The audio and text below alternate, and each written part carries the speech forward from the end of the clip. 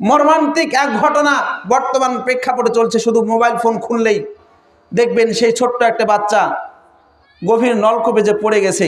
হায়রে সোনার বাংলাদেশ, যে বাংলাদেশ স্বাধীন হয়েছে কিন্তু স্বাধীনতা অর্জন করতে পারে নাই আজ পর্যন্ত। এখন পর্যন্ত মনে হয় সেই লাশটাকে উদ্ধার করতে পারে নাই।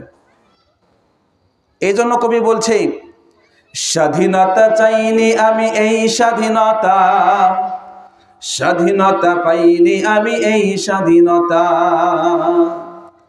যা চেয়েছি তাহা পাইনি আমি, পেয়েছি তাহা চাইনি, তাই তো আমি বিদ্রোহী আর কথাগুলো বেআইনি।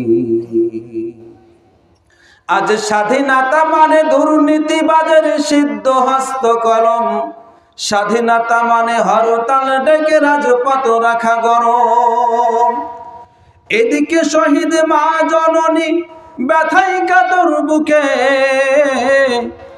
জীর্ণ শীর্ণ নিঃস্ব হয়ে মরিছে ধুকে ধুকে।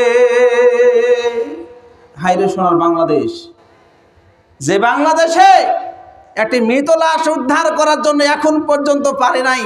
আমরা বলেছি ডিজিটাল প্রযুক্তি দিয়েছি, বাংলাদেশকে উন্নতির শিখরে নিয়ে গেছি। যারা এত বাঁক দিয়ে যারা পালিয়ে আছে তারা কোথায় এখন?